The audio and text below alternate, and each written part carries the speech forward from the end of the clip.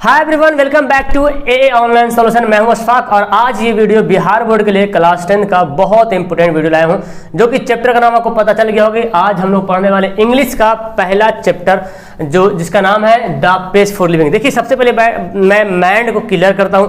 आप बिहार वाले स्टूडेंट को सबसे पहले माइंड में तो ये रहता है कि सर कि मेरे इंग्लिश में तो बिहार बोर्ड में नंबर जुड़ता नहीं, तो फिर पढ़ने से कोई फायदा नहीं। देखिए, अगर आप आगे जाकर के बैंकिंग या तो इंजीनियरिंग या तो फिर कुछ अलग सा कोर्स करना चाहते हो ना, तो इंग्लिश बहुत ज़रूरी है। डिप्लोमा करना है, इंजीनियरिंग करना है, मेडिकल करना है, उसके लिए इंग्लिश बहुत ज़रूरी है। तो हम ये नहीं सोचें कि भाई साहब हम पढ़े ही नहीं। तुम थोड़ा सा मेहनत करो, थोड़ा सा करो मेहनत, 60 से 70 नंबर 75 नंबर आ जाएगा। 50% नंबर आना बहुत ज़रूरी है। तो थोड़ा सा मेहनत करेंगे, सारा कुछ पढ़ रहे हैं, इसको भी पढ़ेंगे। और बहुत इंटरेस्टेड आपको यहाँ पे मैं चैप्टर नहीं पढ़ाऊंगा, पूरा इतना टाइम नहीं लूंगा, लेकिन अगर कहानी को अंडरस्टैंड कर लेते हैं, कहानी ध्यान से समझ लेते हैं, तो भाई साहब ऑब्जेक्टिव क्वेश्चन तो आराम से क्लियर हो जाएगा। आराम से आप ऑब्जेक्टिव क्वेश्चन को हल कर सकते हो, ठीक है ना। तो चलिए हम स्टार्ट करते हैं बिना टाइम गवाए। तो ये सबसे पहले बिहार बोर्ड का इंग्लिश है और पैनोरामा जो इंग्लिश पार्ट 1 है उसी का ये चैप्टर है, ठीक है ना। तो इसका नाम है द पेज फॉर लिविंग, शांति का जीवन, शांति का जीवन, है ना। तो और इसके राइटर याद कर लीजिएगा, आर.सी. हचिंसन। सबसे पहले तो सवाल इसी से बन जाता है कि द पेज फॉर लिविंग के राइटर कौन है? आर.सी. हचिंसन है, ठीक है ना।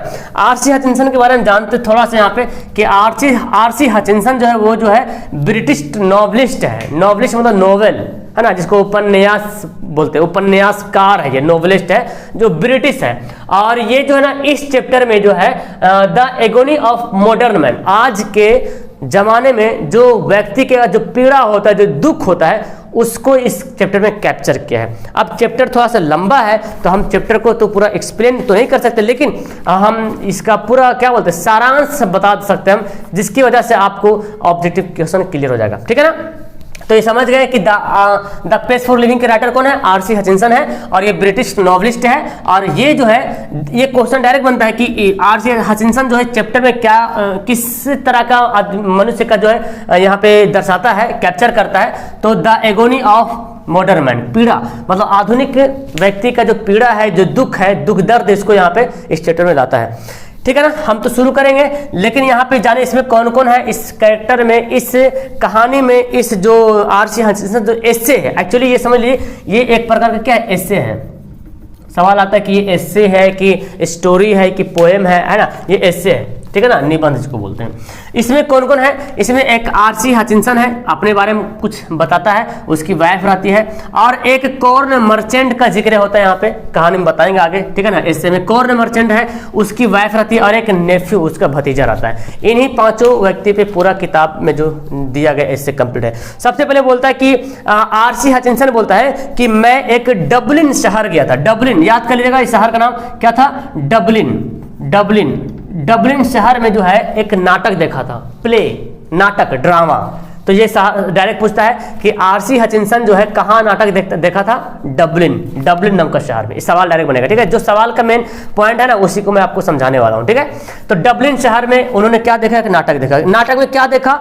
नाटक जो ड्रामा, यार जो नाटक देखते ना, उस नाटक में क्या है? एक कॉर्न मर्चेंट है। नाटक में भुट्टा बेचने वाला व्यापारी, अधेड़ व्यापारी मतलब नौजवान जिसको बोलते हैं, ठीक है ना। भुट्टा बेचने वाला व्यापारी रहता है और उसकी वाइफ और एक उसका भतीजा रहता है, ठीक है।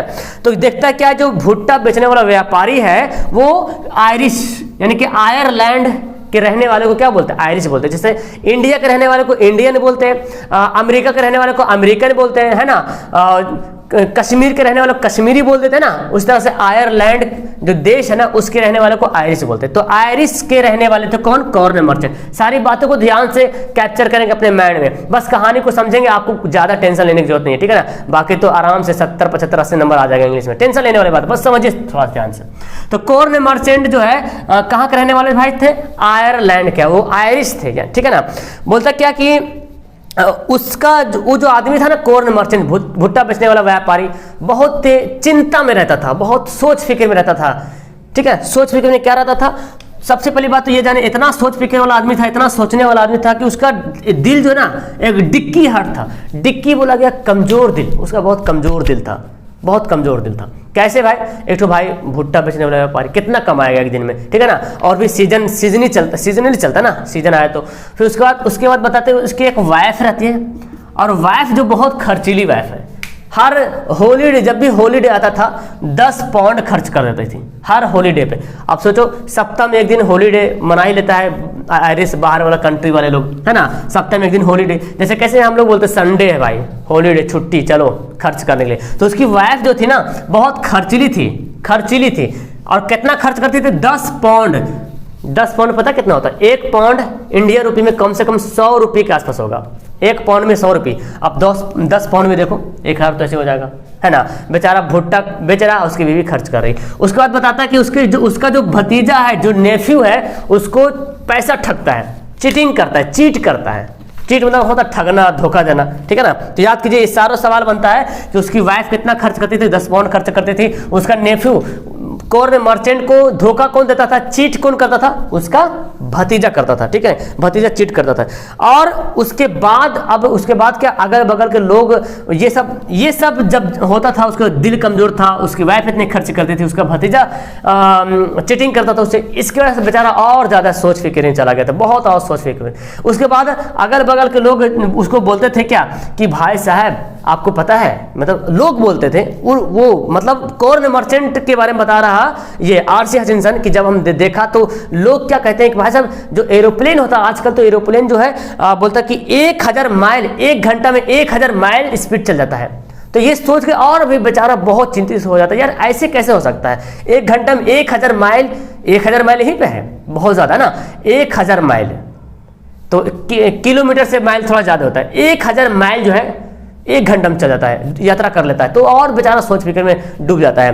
तो इस कहानी से मतलब पता चलता है कि आयरिश कंट्री के लोग की हकीकत क्या है, जीवन जीने का सच्चाइयाँ क्या है। इस थोड़ा सा यहाँ पे हास्य व्यंग लगता है, थोड़ा सा फनी टाइप का लगता है, लेकिन आयरिश में रहने वाले लोगों का थोड़ा सा जीवन का हकीकत जो है अभिव्यक्त हो जाता है इस कहानी से, ठीक है ना। फिर आगे पैराग्राफ में बोलता है क्या, अब यहाँ पे अपनी बात रखेगा कौन? RC Hutchinson. बोलता क्या है कि भाई साहब ये जो इतना जो स्पीड है ना, 1000 माइल, एक घंटा में 1000 माइल, ये कॉर्न मर्चेंट को पसंद नहीं है। समझ में आ रहा ना? कॉर्न मर्चेंट को बोलता है आई डोंट लाइक, मुझे पसंद नहीं है। लेकिन बोलता है कि ये आरसी हचिंसन बोलता है मैं इसको नापसंद नहीं करता हूं, मतलब पसंद करता हूं, नापसंद नहीं करता हूं। मतलब आजकल के लोग जो है ना इतने रफ्तार में चलते हैं, मुझे पसंद है, अच्छा लगता है। फिर क्या बोलता है कि मुझे ना गाड़ी चलाने में, बहुत स्पीड यात्रा करने में बड़ा मजा आता है, बड़ा मजा आता है। कौन बोलता है ये बात? कौन बोलता है? आरसी हचिंसन बोलता है मुझे ना स्पीड यात्रा करने में बड़ा मजा आता है। कितना स्पीड? 90 माइल्स पर आवर, 1 घंटा में 90 माइल्स हमको कार चलाने में बड़ा मजा आता है। लेकिन शर्त बोलता है, शर्त ये है कि कार मेरी कार नहीं होनी चाहिए। वाह वाह वाह, क्या बात है आरसी हचिंसन साहब, क्या बात है। मतलब ठोक देंगे कहीं, कार बर्बाद, हम गए काम से, लेकिन कार मेरी नहीं होनी चाहिए। अपने जान की फिक्र नहीं है, लेकिन कार की फिक्र है भाई साहब, है ना। तो आरसी हचिंसन साहब क्या बोलता है? ये सवाल बनता है कि आरसी हचिंसन कितना स्पीड गाड़ी चलाना चाहता है? 90 माइल्स पर आवर। लेकिन शर्त क्या रहता है? मेरी गाड़ी नहीं होनी चाहिए, गाड़ी किसी और की होनी चाहिए। ऐसे भी देखोगे आपने कि गाड़ी किसी और का है, चलाने में बड़ा मजा आता है, लगा देते कस के दम, है ना, कस की स्पीड कर देते हैं। और गाड़ी जब अपना है तो बहुत सोच फिक्र, कहीं थोड़ा सा खरांच ना आ जाए, बहुत सोच फिक्र करते हैं, ठीक है। ये बोलता है। इसके बाद बोलता है कि मुझे बहुत पसंद है कि हम लंदन में डिनर करें और लंच करें, कहाँ? न्यूयॉर्क में। वाह भाई, मतलब इतना पसंद है इसको कि लंदन में हम जाके डिनर करें और लंच जाके न्यूयॉर्क में करें। ये भी सवाल बनता है कि ये फिल इन द ब्लैंक बनता है, dine in London and lunch in New York. तो याद रखिएगा, ठीक है ना। फिर बोलता क्या? बोलता कि ऐसी बात नहीं है, जो आजकल के जो लोग इतना स्पीड में काम करते हैं, इतना स्पीड जो गति में जो जीवन चल रहा, ऐसी बात है कि आजकल लोगों का होना भी बहुत ज़रूरी है। ये क्या बोलता है ना? बोलता कि इस तरह जो आजकल के जो लोग इतना स्पीड यात्रा करते हैं ना, वो यात्रा करने में मज़ा नहीं आता है, लेकिन जो ड्राइव करते हैं ना उसको बड़ा मजा आता है। क्या? देखो, जैसे कि अगर हम यहाँ से अभी पटना से, सपोज डेट पटना से मुझे बैंगलोर जाना है, एरोप्लेन हम अगर बुक कर लें तो एरोप्लेन से पटना से बैंगलोर जाने में 2 से 3 घंटा, लेकिन यात्रा करने में मजा नहीं आएगा ना, पैक हुए तुरंत पहुंच गए। ये बोलता है कि इतना स्पीड से यात्रा करना में यात्रा को मजा नहीं आता है, जो पैसेंजर उसको मजा नहीं आता, लेकिन जो ड्राइव करता है ना, जो चलाता है उसको बड़ा मजा आता होगा, ये बोलता है, ठीक है ना। आरसी हचिंसन साहब बोलता है। फिर बोलता है कि ये जो हमारे पूर्वज थे ना, इसका फायदा पूर्वजों को नहीं मिल पाया है। वो तो बैलगाड़ी ये तो पैदल, ये तो ठेला गाड़ी, आज उस टाइम पूर्वज तो बैलगाड़ी ही मानो, है ना। मतलब उन्होंने ऐसा मज़ा नहीं लिया होगा जिस तरह से आज लोग मज़ा ले रहे हैं ना, इतना स्पीड। आज यहाँ डिनर किए तो जाके 2 घंटा में जाके लंच कर रहे हैं कहीं और दूसरा देश जा करके, ठीक है ना। ये हमारे पूर्वजों ने ऐसा मज़ा नहीं लिया है। फिर बोलता कि आजकल के जो लोग हैं ना, मशीन से ज़्यादा तेज हो गए हैं। आर.सी. हचिंसन साहब बोलता है कि आजकल के जो लोग हैं मशीन से ज़्यादा तेज हो गए यार, इतना तेज हो गए कि यार मैं क्या बोलूं कि अगर मैं टेस्ट, अगर एक टेस्ट, एक कॉन्टेस्ट कर दिया जाए तो उसमें मैं फेल हो जाऊंगा, क्योंकि इतना खतरनाक तरीके से क्वेश्चन को सेट किया जाता है, क्वेश्चन को घुमा के सेट किया जाता है, और आप लोग तो भाई साहब उड़ा दोगे, गर्द उड़ा दोगे, मुझे पता है। लेकिन आर.सी. हचिंसन साहब बोलता है कि हम नहीं कर पाएंगे। अगर टेस्ट अगर लेता है, कोई भी कंपटीशन होता है ना, एग्जाम, उसमें टेस्ट होता है, बोलता है कि इस तरह से अगर टेस्ट होगा तो हम तो फेल हो जाएंगे, मेरा सबसे कम नंबर आएगा, इंटेलिजेंस पावर मेरा बहुत कम है, ठीक है ना, ये बोलता है। चलिए उसके बाद फिर बोलता है कि अगर आप मज़ा लेना चाहते हो, यात्रा का मज़ा लेना चाहते हो, तो एक जगह का नाम बोला समरसेट और स्पेन। समरसेट जो जगह का नाम है, स्पेन, वहाँ का अगर बस पे यात्रा करते हो तो आपको बहुत मज़ा है, क्योंकि वहाँ का जगह, ग्रामीण इलाका जो है बहुत सुंदर है, बहुत अच्छा है। तो वो बोलता है कि समरसेट या स्पेन में अगर आप कार पे जा रहे हो या बस पे जा रहे हो विलेज एरिया में, तो आपको बड़ा मज़ा आएगा, यात्रा करने में मज़ा आएगा। चलिए फिर आगे क्या बोलता है, फिर देखिए ये अपने आप को बोलता है क्या कि भाई साहब मैं जो ना एक सोलो थिंकर ट्राइब से बिलोंग करता हूँ। सोलो थिंकर, ये भी याद रखिएगा, बड़ा मजा आएगा यहाँ पे। सोलो थिंकर, कौन सोलो थिंकर है? आर.सी. हचिंसन, इसका पूरा खानदान सोलो थिंकर है। बोलता है क्या, because I belong to the tribe of solo thinkers, मतलब सोलो थिंकर कम सोचने वाले जनजाति से ही बिलोंग करता है, मतलब मेरा जनजाति ही कम सोचने वाला है। कम सोचने वाला का मतलब जैसे ये समझो ना कि कैसे बोलते हैं कि अभी मैंने कुछ कहानी सुनाया, ठीक है ना, और आपको तुरंत एट ए टाइम आपको कहानी तुरंत समझ में आ जा रहा, तुरंत समझ में आ रहा, तो आप हंस जा रहे हैं। लेकिन एक ऐसा ही बंदा होता है उसको कहानी समझ में नहीं आ रहा, यार क्या बोला, अब 4 घंटा बाद वो सोचेगा, अच्छा सर ये बोल रहे थे, अब उसको हंसी आएगी, समझ रहे ना। बहुत ऐसे भी होता है ना कि तुरंत कहानी सुनाए, आप तुरंत समझ गए, तुरंत हंस गए, कितना ब्राइट माइंड आपका, तुरंत इंटेलिजेंस पावर कितना है, तुरंत सोचे, तुरंत मेरी बात सुने, तुरंत मुस्कुरा दे, तुरंत आपको हंसी आ गई। लेकिन जो सोलो थिंकर, उसको पता नहीं चलेगा, गधा टाइप का लगेगा, 3-4 घंटा बाद सोचेगा बैठ करके क्या क्या सर बोल रहे थे, तब वो सोच के साइड में बैठ के गधा नहीं हंसेगा कि ऐसे ऐसे बात हो रहा था, ऐसे ऐसे बातें कर रही थी। तो ये सोलो थिंकर, ये अपना एक एग्जाम्पल देता है यार। बोलता है मैं इतना सोलो थिंकर हूँ कि अपने एग्जाम्पल बोलता है कि अगर मैं एक बार, क्या बताता है कि अगर मैं हॉल जाता हूँ ना सिनेमा देखने के लिए, अगर मैं सिनेमा देखने के लिए हॉल जाता हूँ तो मैं अपनी पत्नी के साथ ले जाता हूँ, ये बोलता है। आर.सी. हचिंसन साहब बोलता है कि मैं जब सिनेमा देखने जाता हूँ तो अपनी पत्नी के साथ जाता हूँ, और मैं ना हर 2-2 मिनट में उससे फुसफुसा के पूछता हूँ ये कौन है, ये कौन लड़की, अच्छा वो जो लड़की आई थी वही लड़की थी क्या जो शुरू में आई थी? तो उसकी बीवी फिर बोलते नहीं यार ये ऐसा नहीं है। बोलते हैं, बताता है कि एक लड़की यहाँ पे टॉल ब्लॉन्ड है, मतलब लंबी कद की लड़की है, एक छोटी कद की लड़की है, एक मीडियम कद की लड़की। फिर बोलता चलो मैं इसके लड़की का नाम बताता हूँ, ABC, ये लड़की A वाली है, ये B-C, ऐसे नाम। मतलब सोलो थिंकर, इतना सोलो थिंकर उसको पता नहीं कि कौन लंबी है, कौन नाटी, कौन मीडियम टाइप की है। तो बोलता चलो ये लड़की A वाली, ये B वाली, ये C वाली। फिर बोलता देखो जो टैप हैट लगा है ना, हैट टोपी, वो देखो हीरो है। अब देखो हीरो क्या होगा ना, अभी एक एक करके सबसे प्यार करेगा, पहले B वाले से प्यार करेगा, फिर C वाले से प्यार करेगा, फिर A वाले से प्यार करेगा, ऐसे बताता है। तो सोलो थिंकर वो बोलता है कि इतना मैं सोलो थिंकर कि मुझे सिनेमा देखने में जाने में भी प्रॉब्लम आता था, और जो मेरे बगल के लोग उन लोग भी परेशान होता था, यार क्या कर रहा है यार, डिस्टर्ब कर रहा है मुझे मूवी देखने में, है ना। बोलता कि उन लोग को तारीफ करते हैं, उन लोग कितना जल्दी कैप्चर कर लेता है मूवी में क्या चल रहा सीन। और भाई साहब आजकल का मूवी तो भी गजब करा था, कहानी कुछ और है, सोच रहा बंदा कहानी में सोच रहा, कहानी की सोच की दुनिया में ले चल जाता, फिर कहानी आपको शो करता है। सोचो इस दौर में अगर आर.सी. हचिंसन साहब रहेगा तो क्या होगा, है ना। वो बता रहा कि मूवी देखने वाला बगल वाला आदमी उसकी तारीफ कर रहा कि यार कितना अच्छे तुम लोग हो, कितना अच्छा इंटेलिजेंस पावर तुम्हारा है, तुरंत समझ जा रहे हो कौन हीरो आया, कौन किसको मारा, कौन किसको किससे प्यार हो गया, सब समझ रहे हो। तो इस कहानी को मतलब जो बोलता है पेस फॉर लिविंग जो है ना, जो गति जो है जीवन की गति, बोलता है कि ये जीवन की गति आजकल बहुत जरूरी है। एक लाइन लास्ट में बोला गया कि अगर आजकल के रहने वाले लोगों को अगर ये जीवन की गति समझ में नहीं आता है, यानी कि इतना रफ्तार, अगर आप इस रफ्तार को नहीं समझ रहे ना, तो आप इस दौर में ना आगे नहीं बढ़ पाओगे, ठीक है ना, पीछे ही रह जाओगे। समझ रहे हैं? अपना जो ट्राइब होता है ना, जो ट्राइब बोलता है कि अगर आगे नहीं पढ़ पाओ, सुखमय जिंदगी नहीं जी पाओगे, आप पीछे ही रह जाओगे। कौन बोलता है? आरसी हचिंसन साहब बोलता है, और रियली बोलता है यार, सही बात है कि अगर आप इस दौर में अगर इंटेलिजेंस पावर आपकी अगर सही नहीं है, आप ज़्यादा अच्छे बेहतर सोचने वाले नहीं हो, तो आप पीछे रह जाओगे। जो आपसे बेहतर सोचने वाला है वो आगे निकल जाएगा, है ना। तो फिलहाल इस कहानी का यही मोटिव है। आपसे सवाल बनता है कि who was solo thinker, comment फटाफट, हु वाज सोलो थिंकर, कौन था solo thinker? RC Hutchinson. RC Hutchinson जो है इस ऐसे में किसको उजागर करता है, किसको कैप्चर करता है? तो वो the agony of modern man को, ठीक है ना। आरसी हचिंसन साहब को कौन चीट करता है? कौन चीट करता है? फटाफट, नेफ्यू, उसका जो भतीजा उसको चीट करता है ना।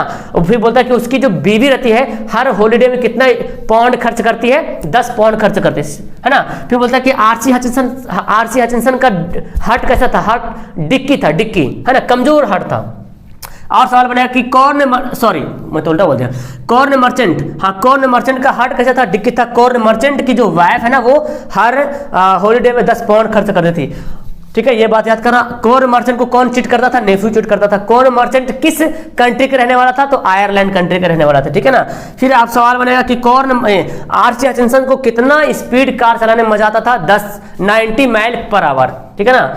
और इस सवाल बनेगा, आपको आराम से सवाल को डन कर लीजिएगा। तो मेरे ख्याल से आपको ये सवाल जो है, ये क्लास आपको देखने में मजा आएगा। और ये वाला बहुत काफी इंपॉर्टेंट है कि डबलिन शहर में नाटक देखा था, और इसका द पेज फॉर लिविंग का राइटर है आरसी हचिंसन।